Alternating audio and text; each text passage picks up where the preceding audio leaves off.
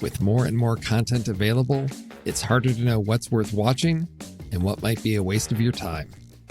There are many hidden gems out there waiting to be discovered, and we want to help you find them.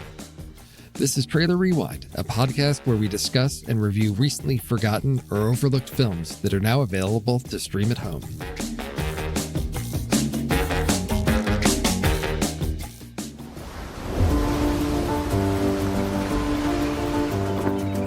Can I ask you a question? Okay. What kind of endings do you prefer? Depends on the story. What happens in yours? In my story, a man sets off on a long voyage and overcomes one obstacle after another. And on the last page, he has to decide to continue his life in exile or to come back home to what was once his home. Dad, do you want to tell me something? We all have regrets. Everything is open.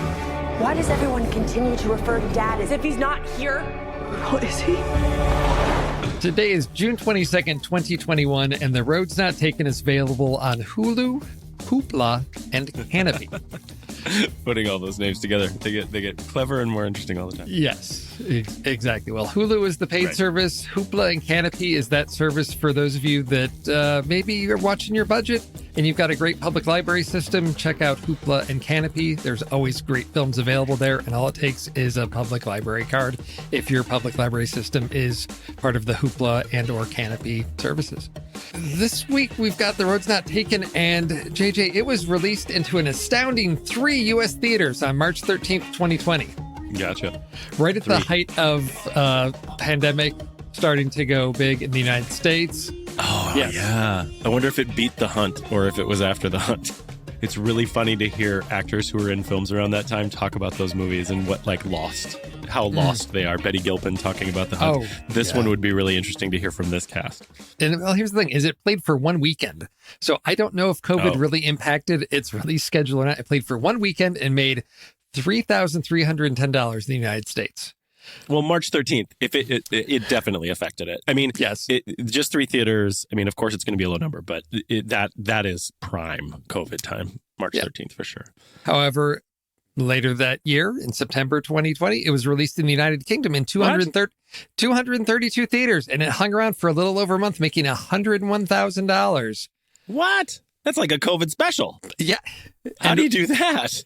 Well, and with this cast, you would think, these are recognizable. These are big names. You would think big cast. This would be a film that would get a wider release. 3 theaters didn't make a lot of sense to me unless the studios had already been talking with theaters about shifting distribution of all of that, because it did have a expedited digital release. It became available digitally home on May 26th, 2020. So they may have decided to cut their losses and just go straight to the home video, 2 months later. But this is one that I have some ideas about why it didn't get a wider release, but we can talk about that quite a bit.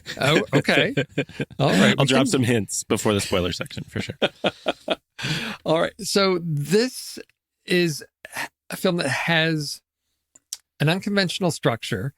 Do you think it's non-linear storytelling? Is that how you would classify this? Well, my argument is that it's not storytelling. Oh, okay. That it actually shuns the idea of telling a story, and it's more of a window into a period of time, and in a very sort of in an innovative way to see a period of time in 3 different vignettes. But I think I'm really happy to talk about this with you, because I always appreciate your take and sort of alternative views and what could be brought in terms of symbolism and things like that. But because that sort of comment that I say initially to say that I don't believe that there is a story to be told here as much as it is a view of something, I think that might be because I'm missing some of the underlying story that I wasn't able to get to. So I'm really interested to hear your take on it. Well, I think an important piece of background information that is important to have, and this was something I didn't know going into the movie, but as I did a little bit of research about this to just prep for the show, writer-director Sally Potter, her brother Nick Potter was diagnosed with frontotemporal dementia in 2011, and this is something that's typically diagnosed in younger patients in their mid 40s to 60s, and can result in language difficulties, memory loss, problems with cognition, planning, organization, and unexplained behavior changes. Got it. So knowing that, I believe, yes, this is a very personal film for Sally Potter. Her brother passed away. Knowing that information, I can see that this may have been just working through making sense of things, or just grief, or a lot of personal things, because I have that sense from the story, the narratives, whatever we're going to call them, that we're presented with, that this is working through this, as we see with our main character, played by Elle Fanning, young woman that is taking care of her father, played by Javier Bardem. There's a lot of family, I don't know, drama, caretaking with this. Again, we've talked about the whole, caretaking as an adult of someone. And that's, I guess, sort of the theme that we had for these past three films, with this, The Endless, and Please Stand By, of a sibling or child, taking care, as an adult, having responsibility for someone that has some challenges with being able to, I guess, function or fit in into typical societal expectations. So that's the story-ish part of this. But is this an easily accessible film? Is this something you can just sit down and watch? I guess coming back to your piece about not being a narrative, what? Right. So I'd say no, it's not easy to just sit down and take in.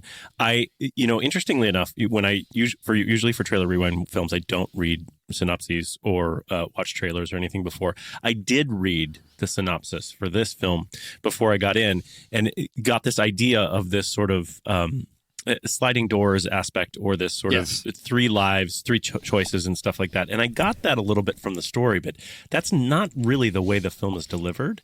The film is delivered in a sort of, it makes me wonder if Sally's idea here was really to sort of tap into the, I want to say supernatural. I don't necessarily mean supernatural, but the sort of the differing ideas that could be attached to a disorder like the dementia that was being experienced by her brother, and saying, is this the only life he could have led, or would different choices have put him in a different place? So if it was her way of creatively coping with what was going on with her brother, I don't know that if that's true. I think, that's a really interesting way to look at it.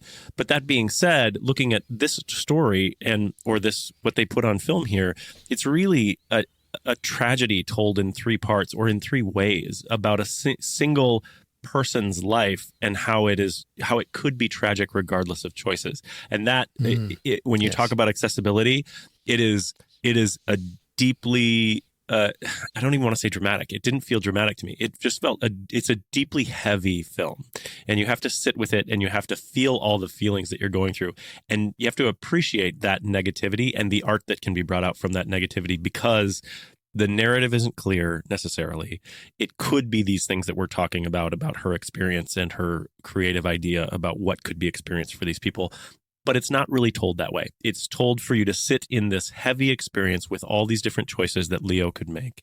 And it takes work. I think it takes work. So in terms of accessibility, it's not easy. And I have personal stories that we'll get into when we get into the spoilers and such, that made it extremely difficult for me to take and to work through. Well, I'd say taken at face value, there's nothing complex about the film. Of we get these scenes, we've got these three storylines, or life experiences that we see with our main character, but each of those is relatively simple. So, when it's talk about accessibility, it's not that it's a confusing film. I think if you look at each of those on its own, you get a sense of, here's this beginning, middle to end of this sequence of scenes that this character is experiencing each of these times and or places and or times. So that's the piece that, you could easily sit through this and say, okay, I understand what's going on. I see all these characters, that I see cause and effect of actions and consequences. I understand the dialogue, all of those pieces. So it's accessible that way. But the way the stories are sectioned up, I at a certain point I thought this is almost like watching a sort of a mind bender movie with an unreliable narrator, with the audience being removed outside. If you looked at this from our main character's point of view, well, if he is our main character, but if we saw this film and we were really sort of that first person in Leo's watching, following him through this, I could see that being this disorienting experience. But we get it from Molly's perspective, or this, I guess, Sally Potter's perspective, where we're more removed from it, allowing us to see a little bit of the mechanism because of the connections, between, I guess, the shifts that happen as Leo's perhaps consciousness moves from one place to another. We can see the connections either in words he's hearing, actions that he's taking. We can see the logical transition from one to the other. So that helps orient us. But yes, what does this all mean? What is this all trying to say? Is it trying to say anything? I think that's the challenging piece. And I think that's why a lot of people really have struggled with this movie in terms of either understanding it. And again, is it meant to say anything? Right. Well, and that's the thing. What I would say, because I'm particularly affectionate with mind benders and these kind of things where you question your reality. Of course, I was troubled by the malady that led to that within this particular story. But it's not explicit enough to be categorized as a mind bender. And your last point there is really important to say that, is it supposed to be? Are we supposed to know? I don't think we are. I think it is really meant to be artful and for us to really kind of interpret in specific ways, however we want to. And there are specific points in the film that kind of point to that. And I think we'll talk about that when we start getting into spoilers a little bit. But I don't think it's meant to have this sort of direct through line. If it is, it's very much obscured.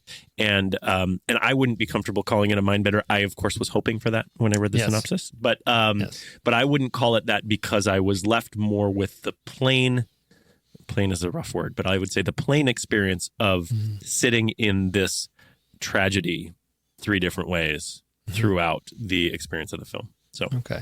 And I guess the other piece that makes this challenging is just the subject matter, because it's dealing with taking care, an adult having, Molly having to take care of her father, and just dealing with that head on of someone who, is incontinent. So you're at the dentist's office. So it creates some uncomfortable moments, because it's things that I think, at least here in, American society and culture, people don't talk about these things. These are personal, private things of, you're out with your father, he wets his pants, you have to change his clothes. That's an intimate, personal moment.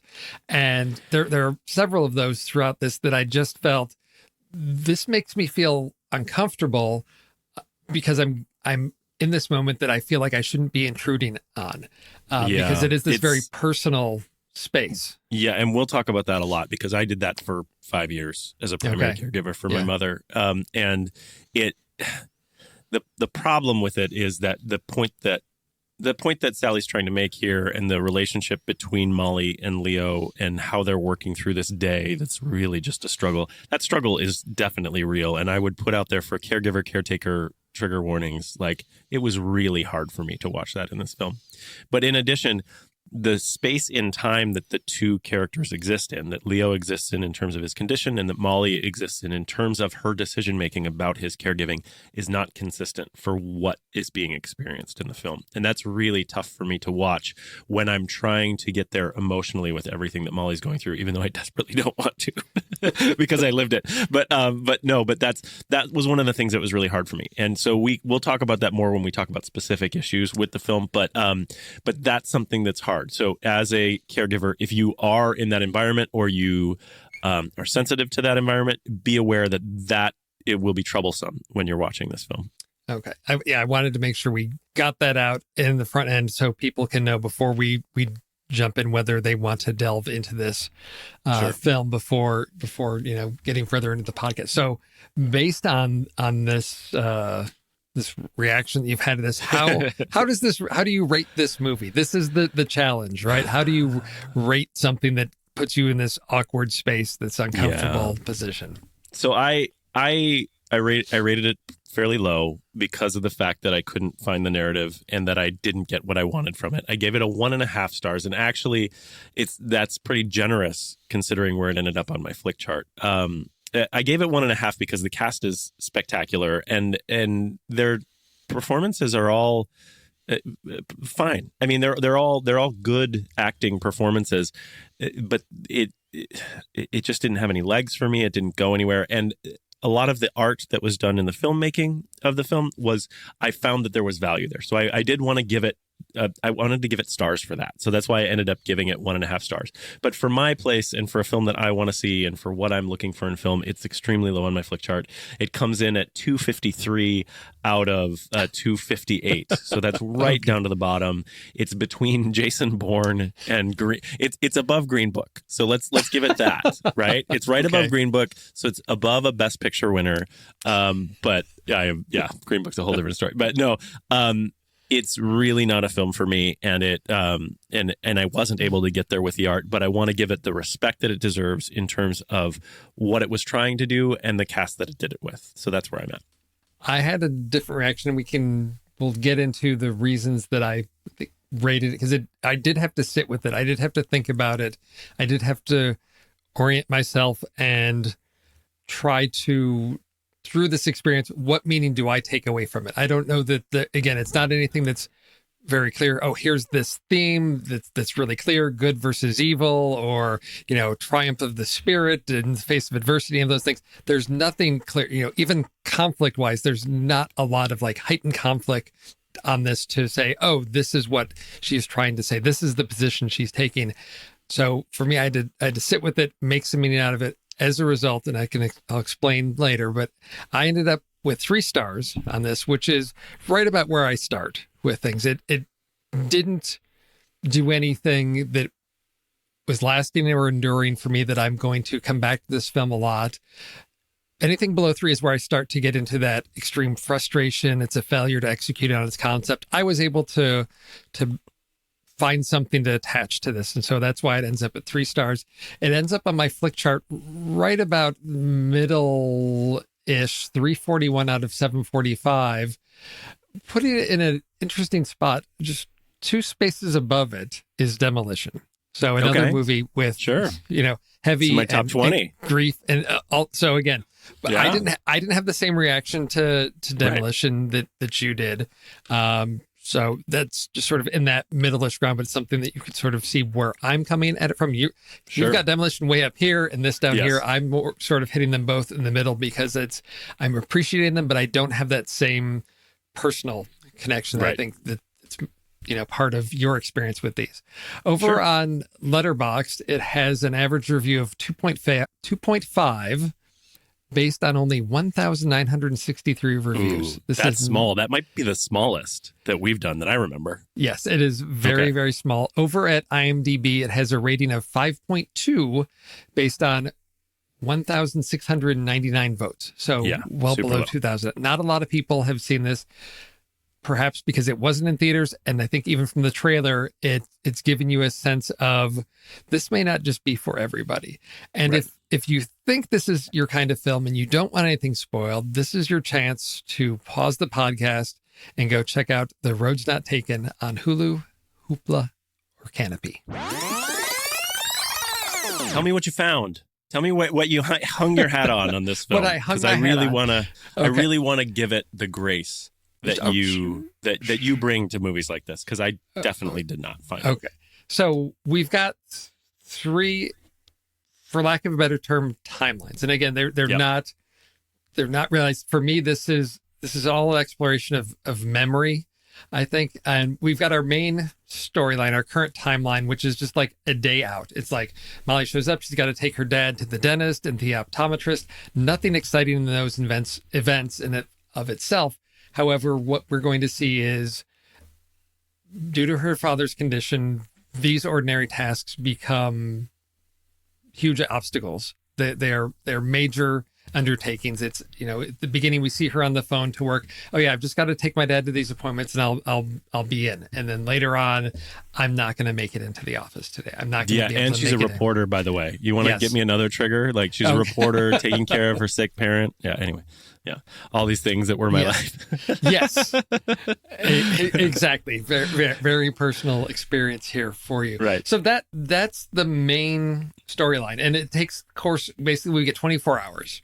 Is the full day from her showing up, and we get that from the apartment buzzer and Leo's in bed.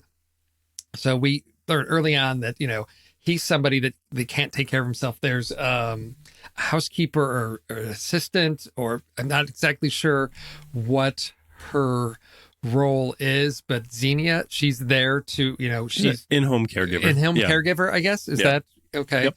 All right. So she's there to help and assist with all of that. So that's basically, go out, do those things. Some incidents happen along the way, get him back home at the end of the day. He goes off wandering into the night near the end. And by the time things wrap up, he's been tracked down and back at home with his daughter. That's pretty straightforward. What is woven in between that are two storylines.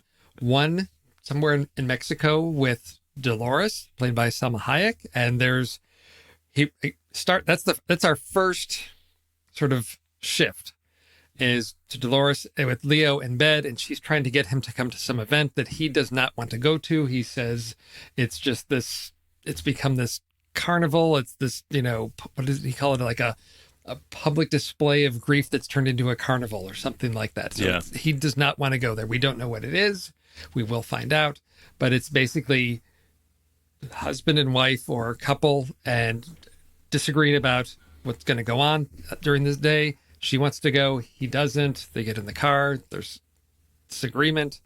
And we'll get into the sort of the culmination of that story, because that's where there's some meaning for me. And then the other shift is Leo in Greece, there and by himself. By himself. He's a writer. There's some like young 20-something girls there that he strikes up a conversation with.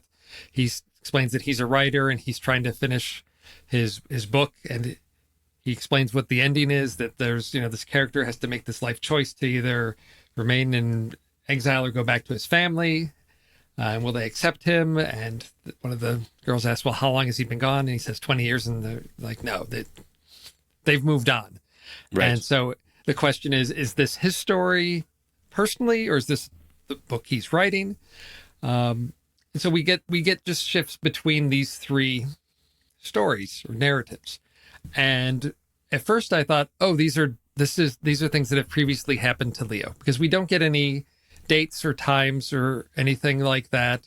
At one point when he's in Greece, as he's talking to the girls, he explains that, he has a daughter that's, probably about your age. And so we don't know everybody's age, but okay, Molly's probably in that same age group. The girl says, so she's probably around my age. So we thinking, okay, maybe this is what happened just before getting back to the United States. I never thought that. And that might be because I read the synopsis beforehand. But okay. I never was cued into them being parts of the same story. Okay.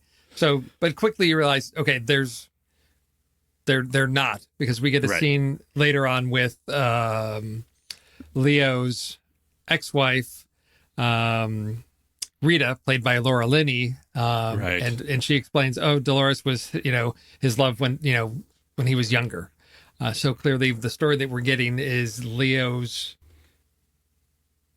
maybe thoughts on if he had stayed with Dolores. What would his life have been like if he had stayed with Dolores? Thoughts on it. That's a whole different take on what's going there. So that's okay. If he's reflecting on, if I had stayed there, what would it have been like? And then with Greece, because we find out very much near the end that Molly says, when I was little, Mom said you went away to Greece to write, and then he came back. We're so happy you came back. Yes, exactly. So Greece is his thoughts on if he had stayed there, right? Thoughts on. I'm thinking of his brain of, if I had made this choice. So, and when you say thoughts on, are you saying the thoughts of a person with dementia? Or are you saying I don't know a story enough. that his brain is creating? And that's what I don't know. And that because it's not clear if he's in control of where his mind is going. If he is clearly he was a writer, so is this his imagination just running away, taking memories and building, a different life experience for him to get lost in? Or is this his reflection on? And it's not clear. But what I did tie it all together is that, and I think you touched on this in our opening discussion, is there's no happiness anywhere. It is tragedy no matter what. In the story in Mexico, we find out that they are on a journey to a memorial for their son, their young son that they lost because Leo let him walk to school by himself and he was hit by a car and killed. So if he had stayed, he would have lost his son. And then in Greece, trying to connect with this girl, he becomes the creepiest creeper ever. Yes, and then he gets in the boat and he's following after them. What was he thinking? Why would he do don't that? know. Why would anyone do that? He loses his wife and daughter, and he dies in the boat. How does he lose his wife and daughter in that? Well, he left them. Well, he left them, so they are lost to him. So, then he has a heart attack as he tries to catch up with 20-somethings that he has no business following, and has a heart attack and dies out in the middle of a bay in Greece. Yes, exactly. Yeah. And then with our main story, Molly, Dementia Leo, due to her choices that she's made to take care of her father, she's seeing the impact on her career, and she's going to have to make a choice. And she briefly mentions that she's going to have to make some tough choices here. And we see two Mollys. One stays with him, one leaves. Yeah, that was amazing. So that shot was smart.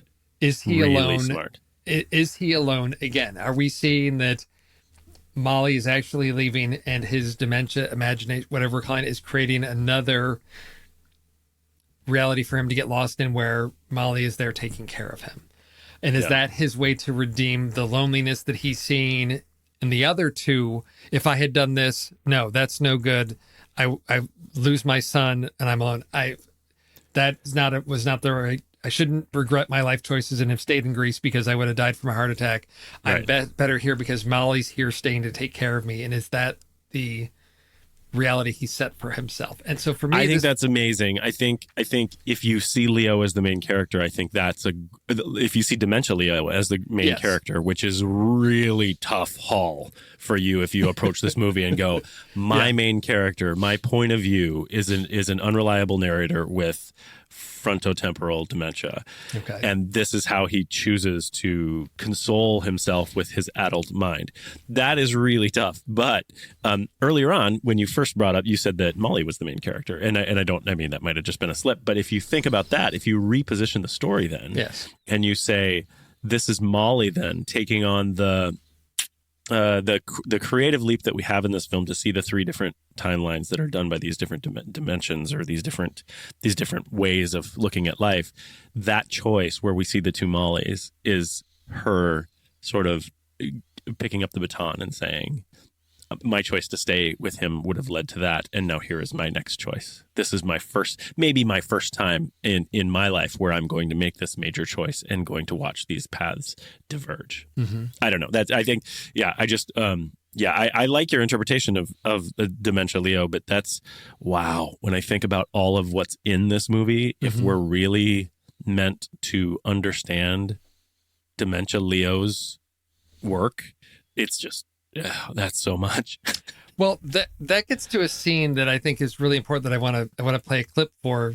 Okay. Which is when they are in the hospital. I guess the setup is on their journey. They're in a taxi, and this is one of the moments where Leo is.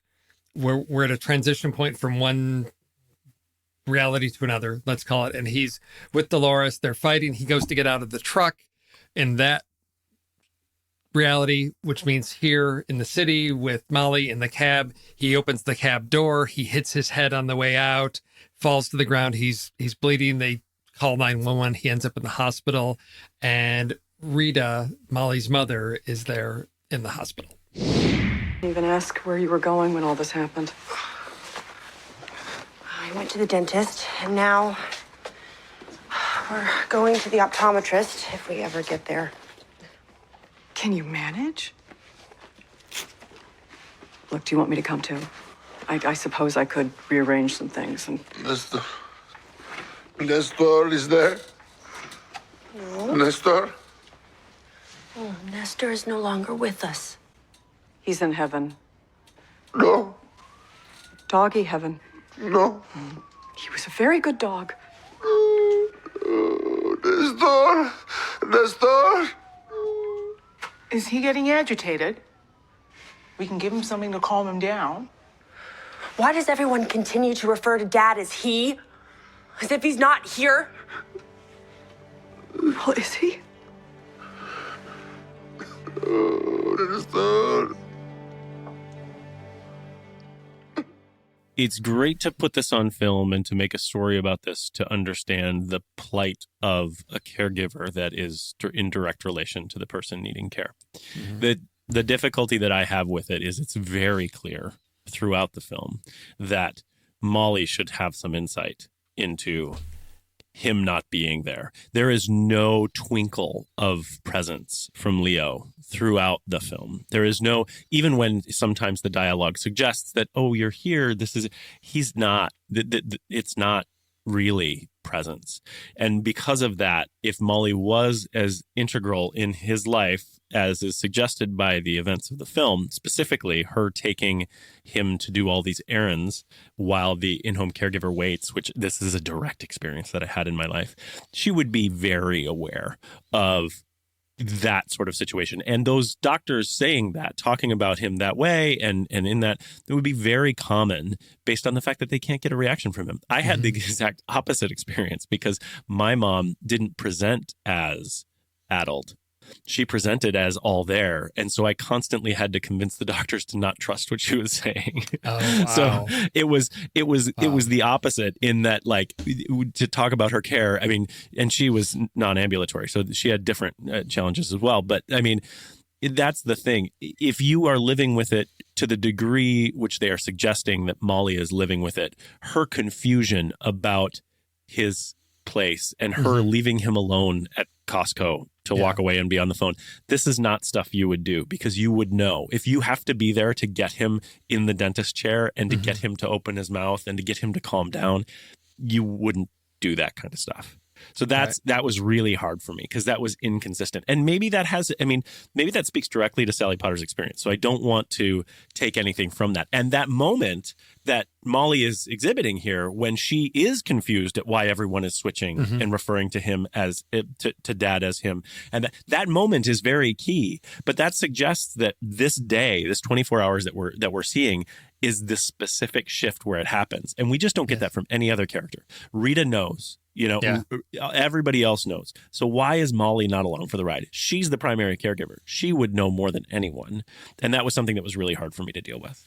Without having that personal experience, I was wondering if this is, okay, Molly's defense mechanism is just denial. That she's, is that realistic? I don't know, because I did wonder at some points, like, it's really clear that he's not there, and you haven't accepted this because it's very apparent, I think, to every viewer that everything that we see that what words that he say have no connection to questions he's being asked, any of that.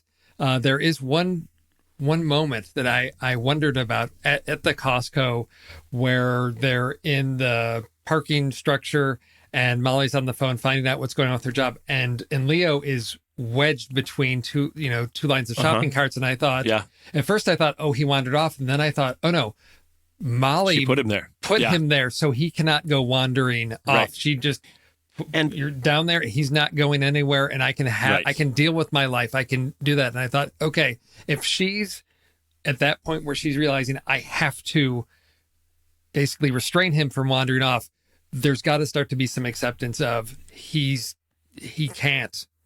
And the doctors would not have let him go. to be Right. honest, because of Yeah. his care needs. I mean, Yeah. my mom was nowhere near what he was dealing with. And the Mhm. doctor said, you cannot take her home until you tell us what the care plan is for her. Okay. Yeah. And that, and I mean, they have a responsibility to that. Right. So, Oh, sure. and maybe Molly would step in and say, I'm going to take care of him. But that's, I mean, then the story is about Molly, and then we need to know so much more about what's going on with Molly and her Yes. her life as it changes. Yeah. So that's where I got into this really difficult thing where I was saying it's inconsistent, because what they're showing us in this film is something that's very severe and needs a lot of care. It needs 24-hour care. Yes. And the moment you realize that is not the moment that they put on screen. That happened, in my estimation, that happened months ago. Unless he had a massive stroke the day before this Right. time that we were Yeah. watching. So that's. I think your comment about denial is fair, but that was one of my biggest difficulties with this film. See, because what I, in my attempt to pull everything together and say, what is this? What am I taking away from this?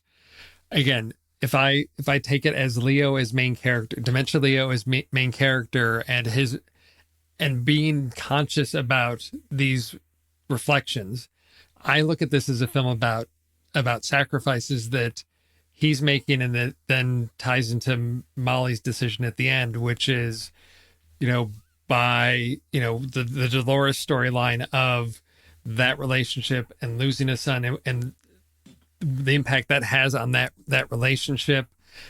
Grease, of choosing his writing over his family, because as he has that conversation with the young woman, he said, "Oh well, I left because I needed to concentrate on my writing," and she basically says, "So Saddest thing I ever heard. Did you sacrifice your daughter for your book?" Basically. And I thought, okay, maybe that, if I'm looking at that as Leo consciously thinking through this of, okay, if I did sacrifice my wife and daughter and I can't get them back for my book, then what is his motive in pursuing these 20-something girls on the big, cruise liner or whatever? I that's the part I have trouble with. It does. Yeah. I can't reconcile any logical choices that he's making that says, yes, I'm going to go out in a rowboat and chase after these girls. I can't find any rationale for that. So I struggle with that. But I think about the key moment really being about the choice of an artist to sacrifice relationships, family in favor of art, and then still feeling unfulfilled. And that then leading us to Molly's decision of, I've either got to give up my job to take care of my father, or I've got to change my relationship with my father to focus on my career. And so for me, it was about these sort of intentional choices of having to, sacrifice something, which are never easy decisions. And to me, that's sort of what I came away from this of thinking, is this what Sally Potter is trying to get at, is to, through her personal experience, letting people know that there are tough choices to be made in life, and you can think you're making the right choice, and that you're not guaranteed a happy ending no matter which choice you make. And there isn't, and it is a sacrifice, because Yeah. I mean, I was told by doctors all the time that there are so many patients that don't have a person Yes. who steps up for Yeah. them like that. Yeah. And then the weird thing is, while it's admirable that Molly does this, or while it's admirable that I did this, the reality is, in essence, it is a choice. Mm-hmm. And I mean, I had tons of fallout because of that. I mean, different people in my life assumed that the choices that I was making was, instead of them, to take care of my mom, which I totally didn't want to do. You know what I mean? So this is the choice that Molly is faced with, is that, does she do what she thinks is right, or does she do what is right for her? Right. And Yes. that sacrifice, yeah, again, if you're taking sacrifice as the theme here, that is that's a really bold statement to put out there. And maybe that, again, I'm trying to give it sort of the grace here of, that might be Sally Potter's experience. Right.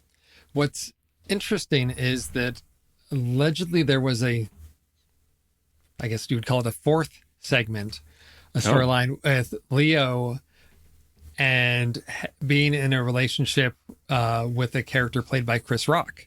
And so there was this gay relationship between Leo and this Chris Rock character that apparently was cut during the editing process, which is one of the reasons that you can look at this and say, okay, this this film, given this cast, all of this, to turn in a film that's going to come in at 85 minutes, that's really on the short end of things. But if you think, oh, if there was another storyline, add on another 20 minutes or so, and okay, we're getting close to 2 hours. Oh, but if it had a happy ending, I would be all for it. Well, and that's what I don't know. Or some sort of resolution. Like, right. Come yeah. on. I don't know what that is, but there was, I guess, just enough hints out there that this stuff was shot, got cut, Sure. perhaps didn't fit in, maybe because it did have a happy ending, or was something that did not fit in with the final edit of looking at what this was coming together as, did not make sense. But I'm curious to see what that may have added, if that would have redeemed something, if it would have brought some light to something that is very dark. But ultimately, she chose this is the story that she wanted to present, which is quite the downer. Yeah, it is. And that's a really key thing. So there is no there is no relief in this film. This film is heavy throughout, and I had to take breaks. You said it was 85 minutes long. For me, it was probably like 3 hours, because I had to be like, okay, let's just go and think. We're going to go meditate a little bit about how I can separate myself from this in this life, and that's the thing. I think you have to be okay with the heavy, and you have to be seeking something like this. This has to be something that is, whether it's healing for you as an audience member, or something that is inspiring to you because of a personal life experience or someone in your life like this. I think that's what's necessary for that. And that unfortunately leaves it really low in my rankings, because it's the kind of thing that it's for a very small audience, and had a negative effect on me.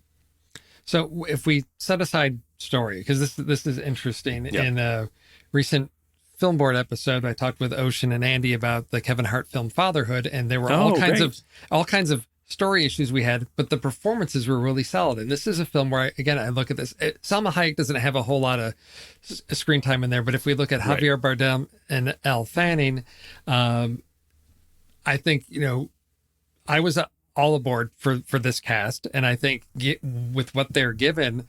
This is one of those challenges of an actor, I think, giving a really solid performance with a story that's not working as hard as they are, to get there. And again, speaking to, not understanding fully what Sally Potter may have intended or all that, but as an audience receiving this, I could say I was in those moments with them.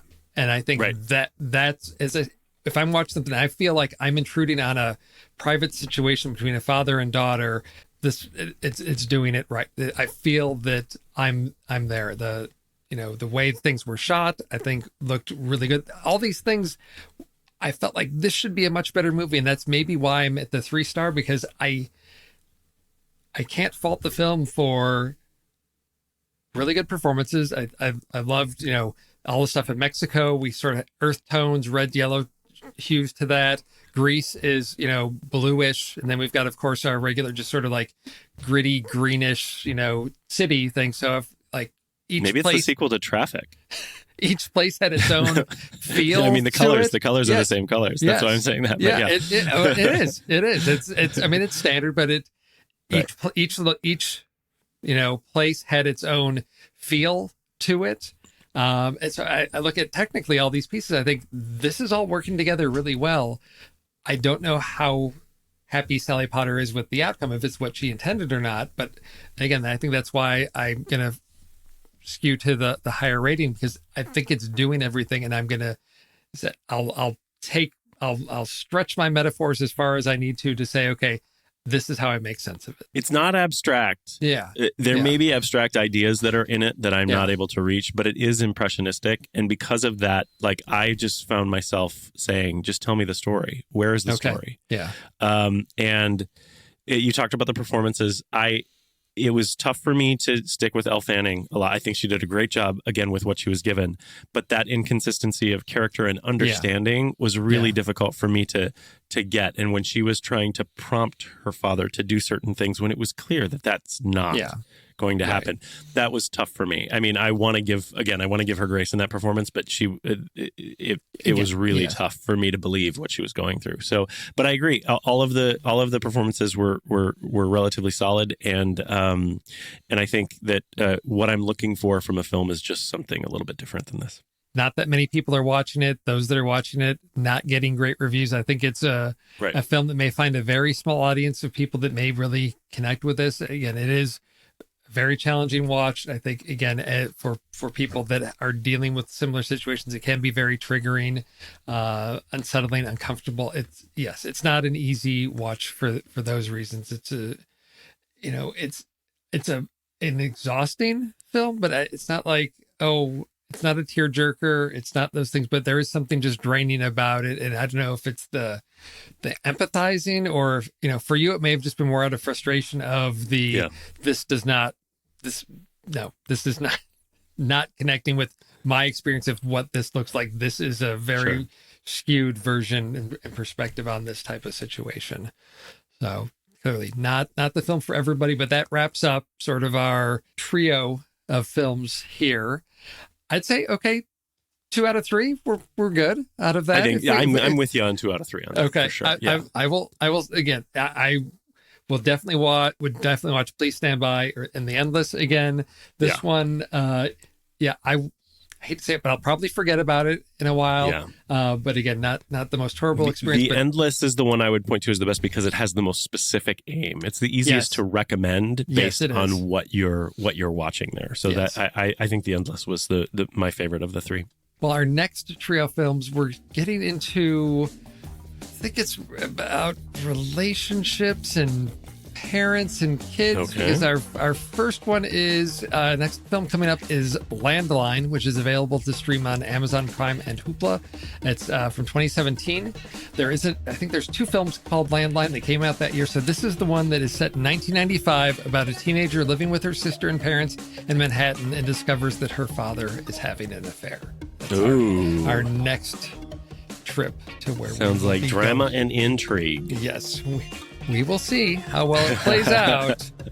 Again, because this is one that when I read that description, I'm like, okay, it's not my thing. Stuff that, I'm like, okay, family drama, but I think there's going to be something to this one. So we will have to see. Give me a twist. Let's get a twist. Let's do something different. And so that, JJ, I'll be looking forward to talking to you about Landline next. Allie, I revised the Michigan app. Do you want to talk through the comments with me? Not really, because I don't want to go there. You need to cast a wide net. Allie doesn't want to go anywhere unless everybody wears berets and they all smoke clove cigarettes and they all make their own hummus, but they eat it out of Frisbees. Thank you for listening to Trailer Rewind. If anything we said here entertained, educated, or even enraged you, we'd like you to tell people about this podcast. Whatever your listening platform is, please share, rate, or write a short review. It helps other podcast listeners find us. If you enjoy connecting with other film fans, you can become a member of our community on Discord. It's free, and there's always an interesting dialogue or debate to jump into.